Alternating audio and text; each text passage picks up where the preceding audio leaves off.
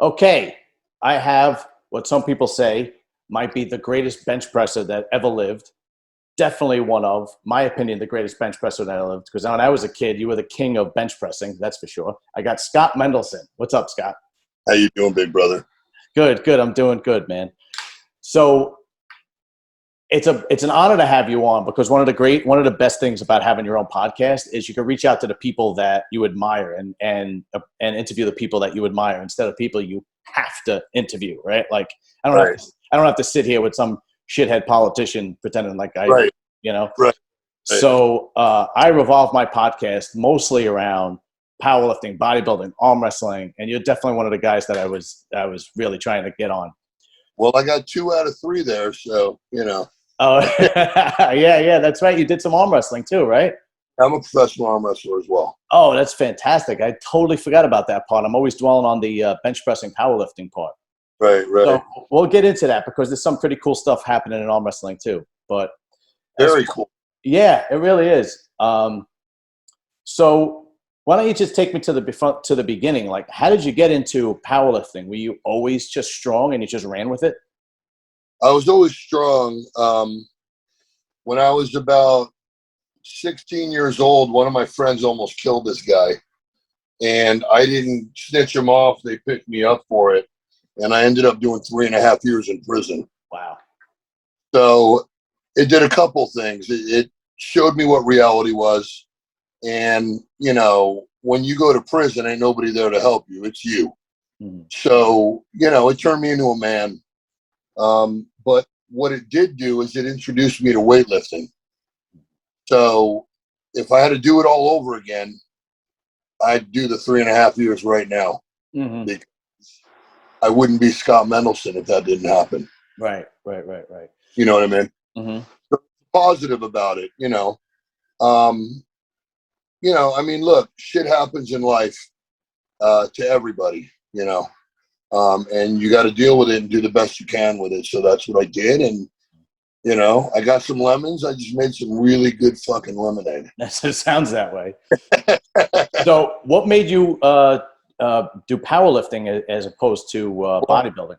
I was, California's a big bodybuilding state. Right. I started bodybuilding. I competed. And, my thing was I always was into strength, but bodybuilding was my thing forever. And I did that. And I don't have a 28-inch waist. I don't have the attributes. I mean, I've been huge to where you can't tell that my waist is that big. Right. But the point of it is strength has always been like a big thing that I loved. Like I collected comics, I still do. I've been collecting for 35 years, but like Hulk was like my favorite guy. I always like went towards this strength issue. It just meant a lot to me, and it just signified like greatness. You know what I mean? So to me, that was like a fish to water. Mm-hmm. Mm-hmm. So what was your first actual meet, and was it equipped or was it raw? It was raw. It was raw. I did a meet back in like the mid 90s. I don't even know what federation was. I didn't even know about federations. Right. And hitting, 585 pounds raw. Close grip. I didn't even know how to lift. Wow. There was this competition out here in LA, and I did it and I won it, and they said I broke a world record. So I was like, oh, okay. So I figured, I broke a world record. All right, I'm done with it. So I didn't do it again. and about 7 years later, I'm with my wife, and we're at this French restaurant. And when we're walking into the restaurant, I see this little magazine shack. And right there was a Powerlifting USA magazine, which isn't around anymore, but that was like the main thing back then. So I was like, honey, wait a second. So I went in and I bought it. And I was doing like 640 pounds raw. Wow. And, I'm looking in it, and the California State Championships were like a couple miles away from where we lived. And I'm like, baby, this show is this weekend. I'm going to do it. I think I'm going to do it. She goes, are you in shape? I'm like, I don't know. I mean, I'm hitting 640, but there could be guys hitting, 900. I don't know what the hell. I didn't know nothing. You know what I mean? Yeah, there weren't guys hitting 900 raw. Yeah, I went in and I hit like a 560 opener, and I got up and everybody was like, oh, show off, because it was open. It was a close grip. Mm-hmm. So they thought I was showing off, but that was just the way I benched. I didn't know any better. You know what I mean? Right. So I went up to 600 and I pressed it up. And when I got the lockout, I was going false grip, which is like that instead of that. Yes. And it slipped out of my hand and it bounced off my chest like 3 times. Mamma mia. And they got it off me. And my mother was there in the back. And all of a sudden I hear, oh my God, somebody saved my son. And I was, oh, fuck. You know what I mean? Yeah. So anyway, I was like, leave me alone. And everybody's like, well, you got to go to the hospital. And I'm like, fuck that. And there was a guy named Joe Vigliano. He owned the LA Lifting Club. He was one of my former coaches. But at the time, I didn't know him. And he looks at me and he goes, hey, if I were you, I'd go to the hospital. And I was like, he just stopped me. I don't know what happened. And I was like, really? You would go? And he's all, yeah, I would go. And I'm like, all right, because the ambulance guys were there. I'm like, I'll go to the hospital. I go to the hospital. They give me a morphine shot. And I didn't break a rib or nothing, but it bruised. I had to sleep in a chair for a month. It sucked. Yeah. But I'm in the hospital all fucked up on morphine. And I look at my wife and I go, I think I fucking won that meet. And she's like, what? You want to go back? I'm like, dude, I want my trophy. If I won, I want my trophy. So I go back and I walk in and everybody's like applauding, So I look at the stage because I thought somebody, did a great lift and nobody was there. And I was like, what are you guys laughing at or applauding? And then they all started laughing because, I'm all fucked up. I didn't know what was going on. Yeah. So there was a guy named J.M. Blakely there. I don't know if you ever heard of him. He's a famous bench presser. He's a world champion. So he lived in Ohio. He was training at Westside. So he lived in Ohio. So I was like, bro, you want to come to LA? I'll hire you. So I hired him. I moved him out just so he could be my coach.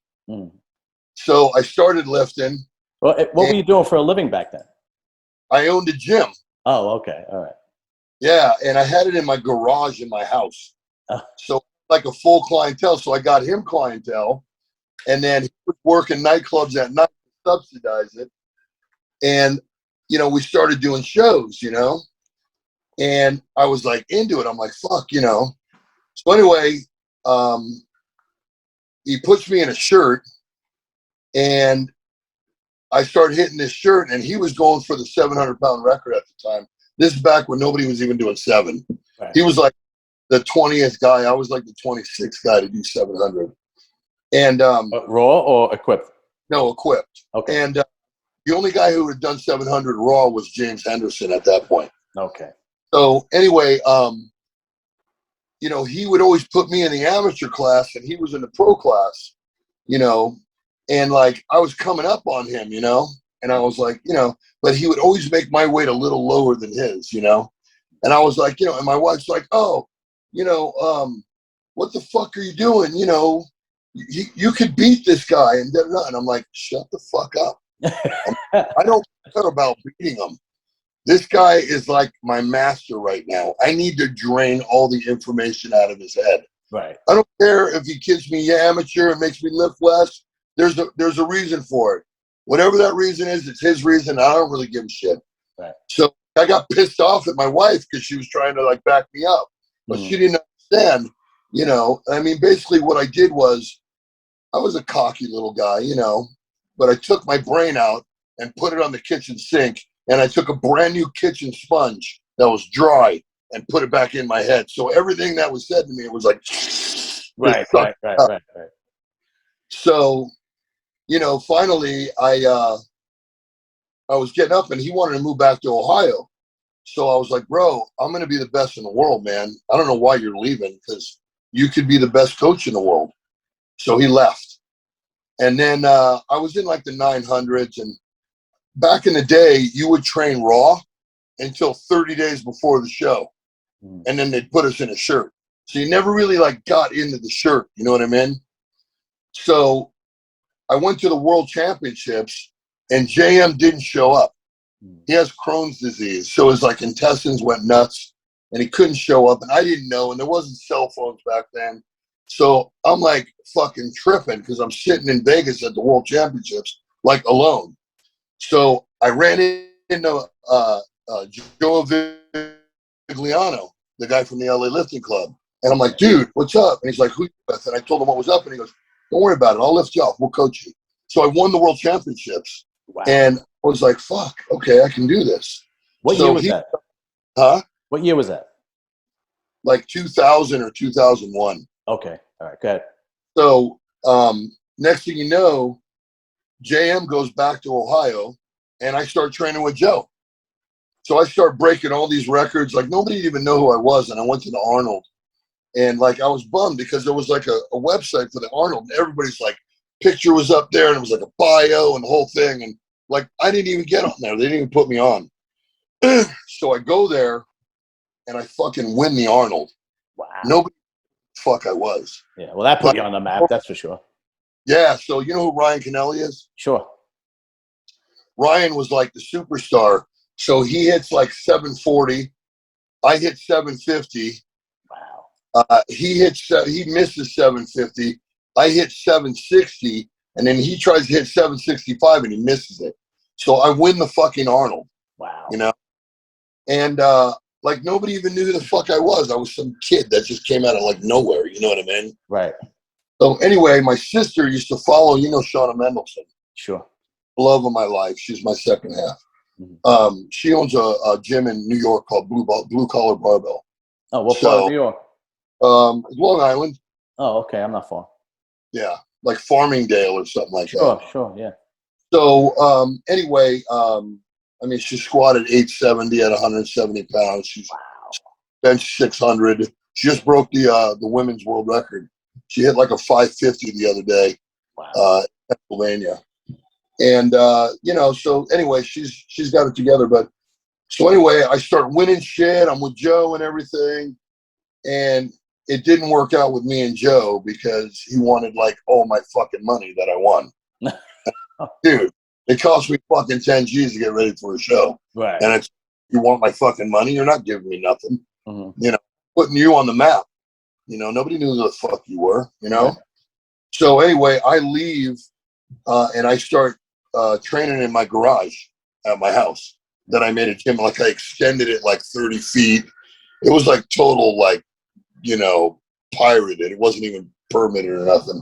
Mm-hmm. And I start training everybody at my gym, and me and JM are working there together, you know. And then he moved back, but it was all before that. So okay. And, I just started breaking records, man, and you know, you just get bit by the iron bug, bro, and that's it. Every fucking month I was in Africa 1 week, and then 2 weeks later I was in Europe, and then 3 weeks later I was in Ohio, and then I was in Florida. And it was like, and every time I go, I just keep breaking the record higher and higher and higher and higher, you know? And here we are. Okay. Well, what was your best bench raw as opposed to equipped? Well, in the gym, I hit a 785 raw. Wow. But I only hit a 715. The reason why is I was stupid. My ex-wife told me to put it on the map. But back in the day, there was only equipped. Nobody gave a fuck about raw. No, it's true. It's true. So I was getting ready for, I think, either a world championship or some event. And I was hitting 735 for doubles, raw. Wow. So, you know, my boy, this guy, John Ford, that was a friend of mine. He was my lift-off guy. He goes, bro, why don't you break James Henderson's record? So he was hosting a meet. He was from San Francisco. He was hosting a meet up there. So I went up there, and I broke Bill Kazmaier's record. It was really? 661, and then I hit a 700 on the second. I hit 661 on the opener, and then 701 at 306. Wow. And then I didn't take a third because I wanted to leave everybody, you know, in suspense. And then I hit 713 at super heavyweight, and I broke the world record there. And then I hit 715 at this New England record breaker. And it was funny because the guy's like, hey, because he knew what I hit raw. He goes, hey, can you give me a 750 bench? And I was like, yeah, I can give it to you. I go, you got 50 grand in the bank? And he's all, yeah. I'm all, get the 50 grand out, put it in a fucking paper bag like Rocky Marciano, and I'll give you a 750 bench. And he's like, fuck you. You're just like Alexia, you motherfucker. I'm like, bro, you got to keep going. I said, I'm not going to just hit it for nothing. Right. You already break it by a kilo.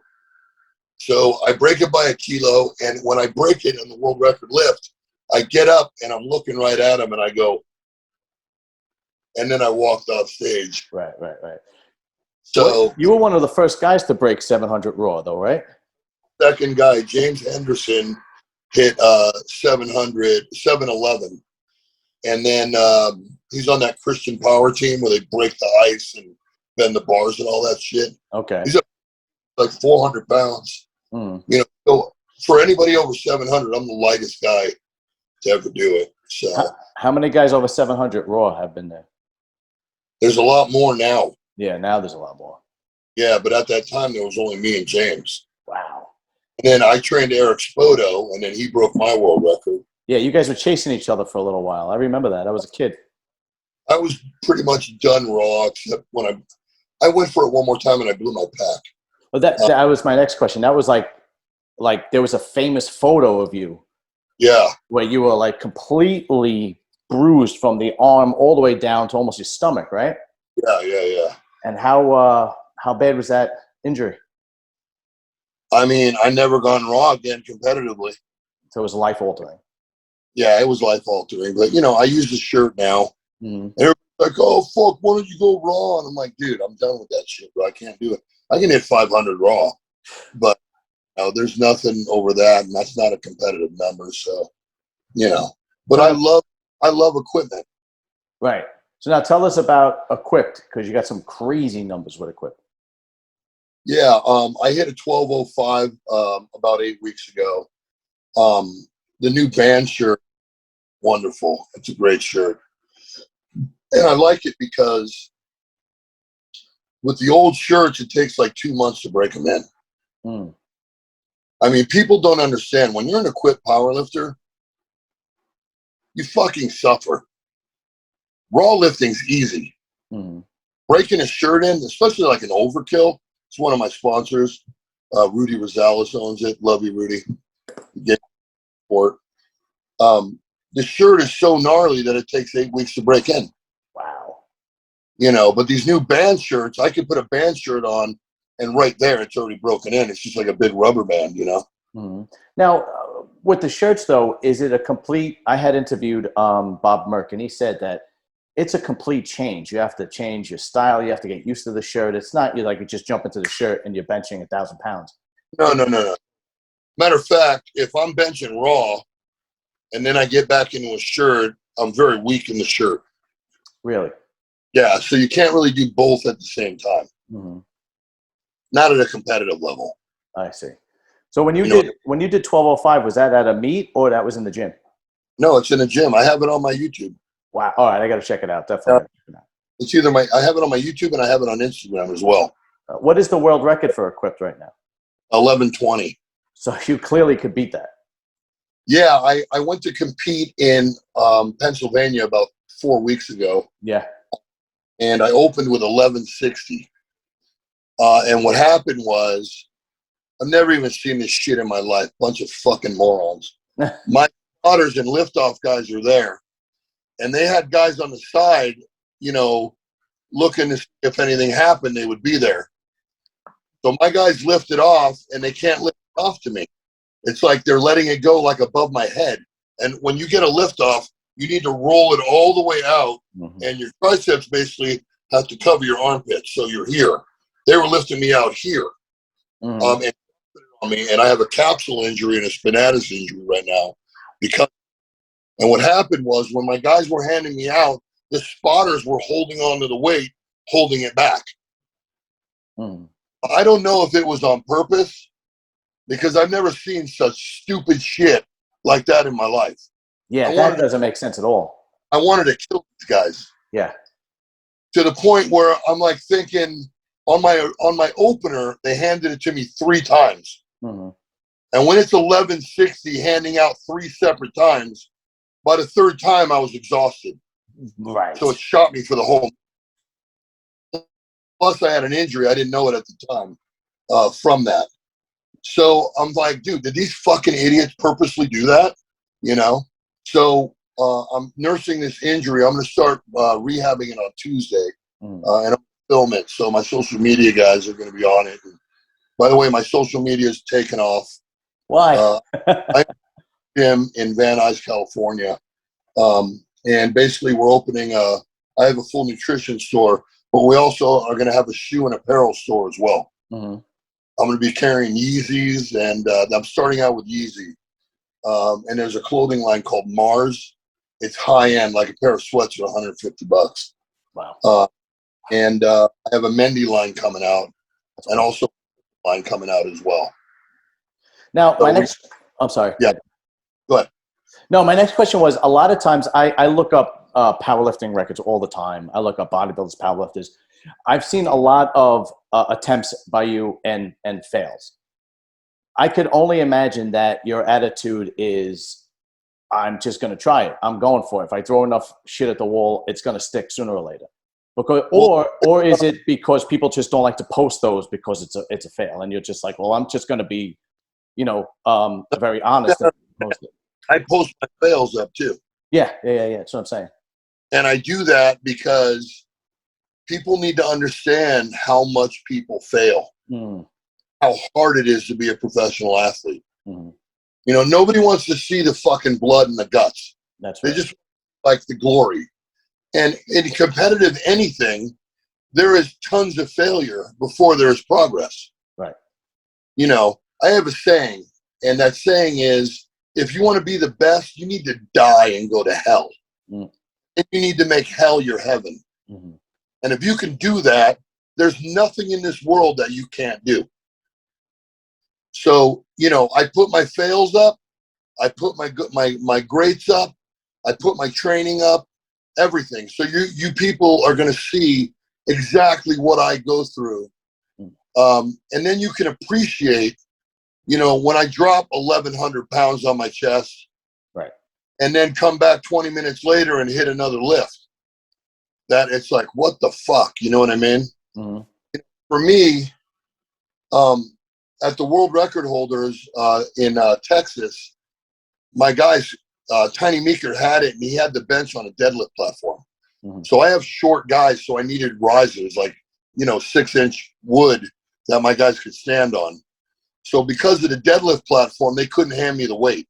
So my first 2 attempts, like, the weight couldn't get handed. The last couple of meets have not been good for me, and it's been technical. So I asked Rob Farrell, the guy that makes Farrell F8 shirts, to hand me off, because they were handing off some big guys with heavy weight. So they handed it out to me, and when they handed it out to me, they dropped it, and 1,121 pounds fell on my chest. Jesus Christ! From up high, you know what I mean? Right. So like bringing it down, and it just rolled. And I walked away from it. Wow. What's it? Explain what that's like, holding over 1,000 pounds in your hands. I'm assuming it feels like your head's going to explode. Better than fucking. All right, I can see that. Okay. Well, the thing about it is, when I get that weight up, it doesn't talk back. It doesn't give me shit. Yeah. Women, you never know. You know what I mean? That's for sure. That's for shit sure, man. That's fucking great. So who are the young guys now coming up, or the guys setting records now that you admire? Or is there anybody that you admire or would like to catch, or so on? Well, you know what? There's Jimmy Colby. He just hit an 1120 in a single ply shirt. Wow. He's a fuck. And he's a young guy. He's got a lot more coming. I'm 52 now, so I'm in the basement. I got a little left in the basement now, and then I'm doing what I got to do. It's different. Before, I competed, and it was like life or death. I still feel that way, but I'm enjoying my life now. You know what I mean? I've already broke the fucking record. I'm the only man in the world. to hold Raw and Equipped. You know, I mean, I've won the Arnold. I've done everything. So, you know, the only thing I have left is to hit this big lift at this age. And that's what I really want to do. Right. Okay. But Jimmy and Tony Carlino, he was a client of mine when he first started benching. I started to teach him, and he's like some of the best in the world now. So him and Jimmy, and then Will Barati. Will Barati's hitting 11:10. Tony's hitting a 10:85. And then, you know, there's Colby. You know, Jimmy's a great guy. They're all sweet guys. They all, you know, it's like a family. You know what I mean? And we compete against each other. And when they're on the stage, we're ripping each other apart. But we all respect each other, and we all care about each other. And, you know, when that weight dropped on me, they all came up and they were like, "Hey, bro," you know, and I was like, "No, I'm cool. You know, it's funny. They owed me a check, and I just walked out. And they called me later, "Hey, there's an after party, and, you know, if you want to grab the check, you can." So I was like, "Okay." So I go to the after party, and I get out of the car, and there's a bunch of lifters outside, and they're just like, I was like, you know, I'm all discombobulated. I'm like, you know, because I'm still in shock from the lift. So I just walk in, and I walk up to the owners of the IPA. By the way, I'm IPA state chairman now in California. Oh, so we're now having a competition with band shirts, and I'm going to blow it up. But I walk up to them, and, you know, IPA, they have the York Hall of Fame and everything, you know. And one of the guys looks at me, and I'm like, "Hey, you know, I'm sorry I didn't grab my check," and blah, blah, blah, blah, blah. And Mark Chalet, who owns the IPA, looks at me and he goes, "How in the fuck are you not dead right now?" All right. Like, I was like, God, I don't know. You know, I'm like, "Hey, am I?" yeah, right. I would have been like, I'm alive. Give me my check. He goes, "I can't fuck." He goes, "You got a bruise on you, right?" And I lift up my shirt, and I'm like, "No, there was nothing there." Wow. Bro, I swear, I mean, I'm not Mr. Religious or nothing. I believe in God. I hate religion. Right. I have the same thing. I mean, but bro, that had to be fucking God. Yeah, that had to be fake. I mean, that had to be God, bro. Yeah. Like, it wasn't my time yet, because anybody else would have been crushed in half. That's right. Yeah. I mean, that was like coming down on me, you know? You had more than a half a ton come crashing down on your chest. Yeah, bro. Yeah, that's crazy. I got up, and I looked at Rob Farrell, and I looked at him. I go, "What the fuck was that?" And he couldn't even look me in the eye. He just like looks down and he goes, "We fucked up." Oh, wow. Yeah. You know? Yeah. And I'm sponsored by Farrell also. I lift in his shirt, and I love him. He's great. But, you know, that happened, and then the handout thing, and that was Rob Farrell's meet also. So I just, you know, I'm not mad at Farrell. It's just like 2 times I've had bad experiences, and, you know, I'm a pro. I mean, shit happens. We move on. Right. So what I'm going to do now is I've already taken 24 pounds off. I got this rehab thing going. I'm going to go down to like 260 or 270 and get shredded. Okay. And then make the all-time world record at that weight. All right, cool. I can't wait to see that. That's the plan. I mean, I'm already about 282 right now. I was about 311 short a little while ago, but, you know, I feel better, lighter. You know, I don't have an ankle in my right leg, so I'm handicapped, but I don't bitch about it. But walking at 350 or 320 or 380, I've been 389 before. It's tough, you know, just walking around day to day. So I feel better. I'm walking better now. And I have sleep apnea. So my deal is I made myself a goal. I want to lose the weight until I can take that mask off and not have sleep apnea again. Right, I don't blame you. Goal. Now let's recently there's been a change from equipped to raw again. Raw is like the big lift again. Yeah, there's a big movement. Yeah. Yeah. Julius missed two attempts at 800 yesterday. Yeah, yesterday. Yeah, that's right. And he is something else. It's him and the Iranian guy, Daniel. Yeah, I know. Yeah, they're going to have a bench up. So, what's your opinion on these lifts, these raw lifts, and yesterday? Look, I think they're phenomenal athletes. I mean, what is there to say? These guys are going into another realm. They are, yeah. I don't think the Iranian guy's ready to fuck with Big J yet, but right. He will be. He doesn't hurt himself. Yeah. It doesn't hurt himself. He did do 777 raw, the Iranian guy. Yeah, but you know what, bro?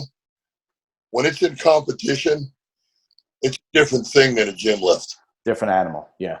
You can say whatever you want, but when that pressure's on and you're throwing your guts up before that lift, and the world's watching you. See, Julius is a seasoned athlete now. Yeah, he's a veteran at this point. He has a lot in his favor because of that. This guy, what's he done in comp? Nothing. Right. Mm-hmm. Doesn't matter if you can bench a fucking dump truck in an alley. Mm-hmm. So I'm not putting him out. I think he's definitely capable. That 770, whatever he hit, what do you think? What do you think about the speed of it? It looked relatively easy. It looked relatively, a good lift. But like you said, it isn't in his gym, and it wasn't a competition. And it makes a big difference. I fully understand that. Yeah. I mean, look, I got guys in the gym that are great gym lifters. I'm a competitive lifter. I thrive on being nervous and using that to my advantage. Mm-hmm. I throw before I lift every time. Wow. That's amazing. Yeah. Well, it's a lot of stress, and I internalize it, and then when I get there, I puke and I feel better. So now, I want your opinion on these social media lifters, these IG lifters. My opinion is it bothers the hell out of me, because if you could really do that in the gym, then you should be doing competitions. So, internet guys are internet guys, like Castleberry. Right. I know him. He's a strong kid. Yeah. And he's got a lot of attributes, but he's an internet marketer. That guy's never going to fucking compete because he'll get smoked. Right. And no disrespect to Brad. Brad's a good businessman and he makes a lot of money on YouTube. And, hey, feel the glory, bro. That's all good. But don't for 1 fucking second that you're coming to my league, bro. No, that's good. And he's not the only one. There's a bunch of them. There's whatever, all the Brad Castleberries. Right. Whatever. Yeah. Yeah. And what do you think about this? You think it's any truth to the fake weight thing, or you think it's just the being in the gym and being in the Look, Rich Gianna used to come in my gym and film, and he would bring these gold plates, and they were 15 pounds each. Really? Wow. I use fake weights. Look, these guys are trying to make $1. They don't give a fuck what's going on. Yeah, I don't know. And because all these people that are hungry and look up to these guys as role models are just getting bullshitted. Yeah, the young kids. Yeah, that's why I went into social media late. Like Piana and all those guys were like, dude, come on, you make money, blah, blah, blah. I wanted the name Scot Mendelson to be undeniable when you. So now when I go online, it's real. Like I started posting videos of my technique because my technique's different than everybody else's. I drive from my head from my toes to my head. And I get tons of people that are like, bro, my bench went up 80 pounds in the last year, bro, and it's using your technique. And it makes me feel good because I do not put fake shit online like all these other motherfuckers. Right. Yeah, like I got a kid in my gym and he's doing this workout. He's boxing and he's squatting and he's deadlifting, then he's benching, then he's doing support work. And I go, dude, what the fuck are you doing? I'm doing the rocks workout. Oh, Jesus. Rock that. What the fuck are you talking about, bro? Yeah. I'm in my 4 hours. You think that motherfucker lifts and then boxes afterwards? And then benches and squats and deadlifts? Are you out of your fucking mind? He's bullshitting you. That's right. It's all full. please. I see it all the time too in the gym. I see these young guys because I'm 45, and these young kids, teenagers, 20s, and they're doing these crazy angle and techniques, and I'm just like, well, I don't get it, But it's the social media thing. That's what it is. Yeah. And that's what they get the influence by. Honestly, there should be a rule in social media that you need to be a fucking seasoned athlete. Yeah. If you want to start putting athletics up. I mean, because, dude, it's such a bunch of bull crap. It really is. It really is. Couldn't agree more, man. I really couldn't agree more. I went to the Olympia. I'm going again this year, but I went to the Olympia a few years ago for my 40th birthday, and there were social media guys with lines an hour long. Yeah. And then I remember I walked up to Jose Raymond. I walked up to him, and he was like this. And I said, "Can I get a picture?" He goes, "Yeah, sure." It's a champion bodybuilder, 212 bodybuilder champion, and he had nobody waiting for him but some asshole with a YouTube channel a mile long. And I'm like, wow, how is this possible? Even Jay Cutler, 20 minutes, and I met him. I mean, he had a line, but nowhere near the social media guys, Bro, you got to understand, they're out there, and kids, they don't give a shit if it's real or not. Yeah. Do whatever. You put something crazy online and it goes crazy, you get a line. Mm-hmm. What about Larry Wheels? He's a big YouTuber, but he seems Larry's a strong motherfucker. Yeah. Larry's one of the dudes that is a seasoned athlete, and he's on YouTube and he's doing well. He's got his equipment line. He's got all that shit. God bless him. He's a good guy. I've arm wrestled with him before. I did a podcast with him. Mm-hmm. So, been on my podcast, which I'm about to start back up again. Mm-hmm. With the pandemic and shit, I didn't want to do it, but he's a good guy. I really like Larry. We were supposed to train together about a year ago. He was supposed to come back to LA. He trains with a guy named Gaglione, who I know in New York. But he was going to come back to LA, and he said he was going to train here at my gym with me. And it never happened because of the pandemic. I hope one day that he actually does it, because I think I can make Larry fucking unbelievable. Yeah, he seems to be concentrating mostly on arm wrestling now. Yeah, I'm sorry? He trains with my coach. Oh, he does? Okay, because he was in New York not long ago, and I had interviewed Mike Aiello, and he was training in arm wrestling with Mike Aiello. Yeah, Mike's I love Mike. He's great. Yeah, he's a great dude, really is, and strong as fuck. So speaking of arm wrestling, I'm going back into arm wrestling shortly. Okay. But I've never gripped up with Mike. Mm-hmm. Wonderful guy. I fucking love him. We know each other. He's a sweetheart. He's built like a fucking brick shit up. A monster. He's a New York fireman. Yeah, he's 6'5" and 270 or 280 and chiseled. Oh, he's ripped. He's a great guy. I love him. Yeah, real down to earth. He's a regular New York knockaround guy. He's really, really good dude. I fucking hate arm wrestlers because they're little fucking pricks. But the top pros, it's like, yes, sir. All right, hold on. Do me a favor. Take a picture of it, front and back. I'm on a podcast now. Thanks. All right. So I'll make the arm wrestling part short because I know you got to get going. So what made you get into arm wrestling? I got in a car accident and fucked my left shoulder up. Mm-hmm. A guy named Raymond Cody came. He's a fan of mine. And he said, "Hey, you want to arm wrestle?" And I was like, "What, arm wrestle?" He goes, "Yeah, I got a practice going." And then I went to it, and Travis Bajent was there. Oh, okay. I locked up with Travis. I beat Travis before. Really? So, yeah, I smoked his ass. And then I arm wrestled him again. I ripped my eyelid. I was trying to fix the vent in the ceiling of my house. It was like 3 a.m. It was it was cold. And I was arm wrestling the next day. And I got up and I was doing it, and I felt something on the back of my head. I thought it was a bug, but it was the blade of my fan. Oh, shit. I went like that, and the other blade went blam and hit me right in the eye. Oh, and it shit. peeled back my eye. So the next day, because I'm diehard for competition, I fucking go, and I was like, I could probably do this. And I'm warming up, and my left eye go blind. Wow. So I go against Travis, and he just boom, boom, beats me. So, and he beat me fair and square. I should have never arm wrestled, but I wasn't me that day. Mm-hmm. And then I had to go right from there. I went and got surgery on my eye, and they peeled the eye back, and they put a giant contact lens that covered my whole eye, so it would heal. So I kept that on for like 3 weeks, and it healed up.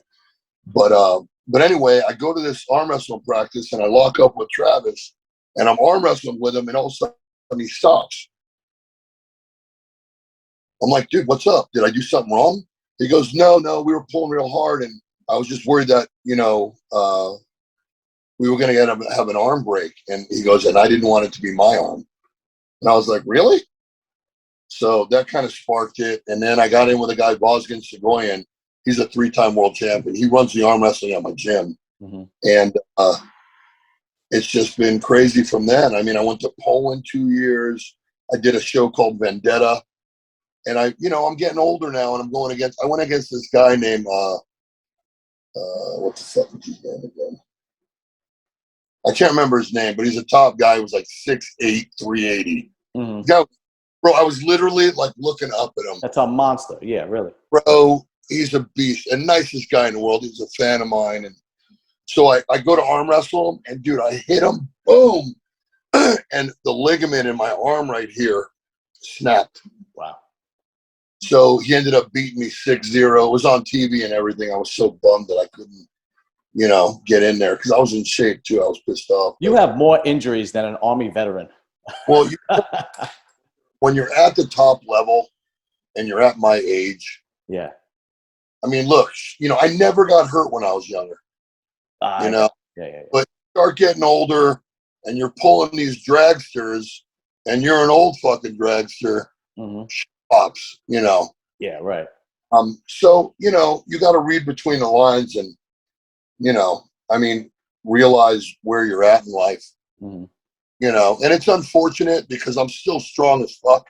Yeah, right. I got to be careful, Sure. I get hit by a fucking truck and I just get up and walk away and it was no big deal. Right. Now things are starting to happen to me and, fuck, dude, I've gone 52 years of greatness, of fucking being blessed. I don't regret. If I died right now, and I don't want to die, I don't regret anything in my life. Right. I've had a wonderful run, and it's going to be going into coaching specifically soon. But right now I can still fuck shit up. Yeah. So I'm going to till I can. All right, great, man. You know what? Yeah. That's the perfect note to end on. You want to shout out, like, basically any kind of business ventures or websites or Instagram or anything? I have Mendy's Gym. It's at 6371 Van Nuys Boulevard in Van Nuys. Mm-hmm. We have a nutrition shop. I don't have a membership. I have a club. I handpick everybody that I want in my gym. Wow. Okay. I've turned down over 350 people. I have a community that I built. Never even had an argument or let alone a fight. Nothing, which is unheard of. You know what I mean? Really? Yeah, exactly. We have a nutrition store and this apparel store's coming. You guys, I got the baddest Yeezys in the world and the sickest clothes. We got Mendy shit and everything coming. Give us a call at 818-399-0905. Right. I want to thank all shirts, Overkill, Texas Power Bar, Mendy's Gym, DNA Nutrition, and all my team and everybody that's made everything possible for me because I love the hell out of you. And thanks for dealing with my shit. Dude, thank you. I really appreciate you doing this for me because you've been an icon and I've admired you since I'm a kid. And I really appreciate you coming on and doing my podcast, man. Hey, it's my pleasure, bro. And if you need more, let's get together another time, huh? Oh, please. Absolutely. Maybe we could have like you and a couple of other guys on and have like a whole kind of, multiple podcasts, multiple powerlifting people. Podcast in a couple of weeks with one of my buddies, Leo, and me and Dave Hoff are going to be on together. Oh, wow. That's fucking awesome, dude. That's going to be great. So yeah. I'm looking at that. But, dude, you're a great guy, fellow New Yorker. Yeah, that's right. That's right. And if there's anything you need, bro, you give me a call. It's a bromance. Thank you, man. I really appreciate that. Thank you so much, brother. I really, really appreciate that. Hey, have a great one. And hey, all you guys out there, never fucking say can't and never fucking say try. I don't care if you say fuck all day long, but do not use an escape word because you'll just be lost in life. That's for sure. That's Unless for sure. Thank you, sir. Thank you again. Have a good one. All right, brother.